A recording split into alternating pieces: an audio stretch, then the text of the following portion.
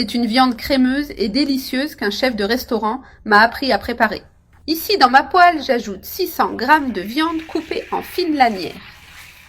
Je laisse cette viande bien dorée jusqu'à ce qu'elle commence à brunir de tous les côtés. Maintenant, j'incorpore 6 gousses d'ail bien hachées pour relever la saveur.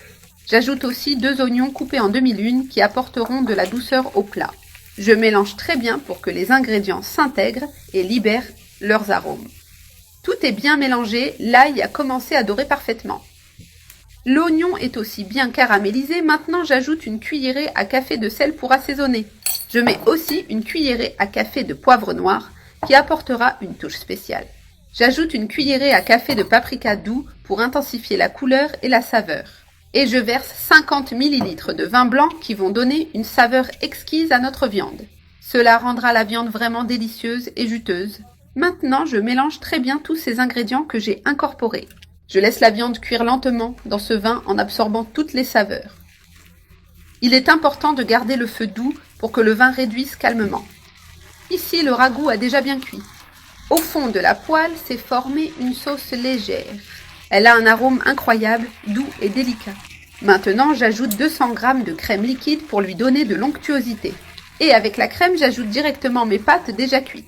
Je les sors de l'eau et je les mets tout de suite dans la poêle pour qu'elles absorbent la saveur du ragoût. Cela les rend bien crémeuses avec une texture spectaculaire. Maintenant, je mélange bien pour que les pâtes s'imprègnent complètement de la sauce. Avec la crème, le résultat est simplement délicieux. C'est utiliser un peu de l'eau de cuisson des pâtes que j'avais réservée avant.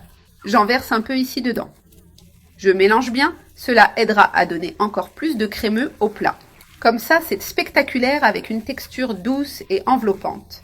C'est délicieux et en plus très facile à préparer.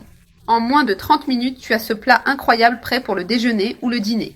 Tu peux l'accompagner avec ce que tu veux, même si pour moi je le dégusterai seul car il est déjà très savoureux.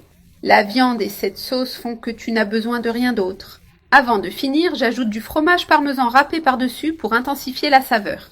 Cette étape est totalement optionnelle mais j'adore car elle apporte une touche spéciale.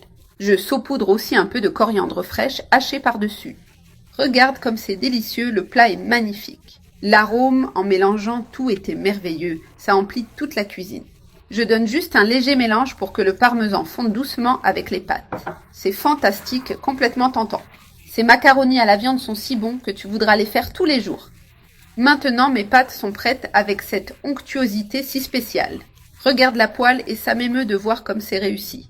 Maintenant, j'en prends un peu avec la cuillère et regarde, c'est une véritable merveille. Comme c'est spectaculaire, régale-toi bien.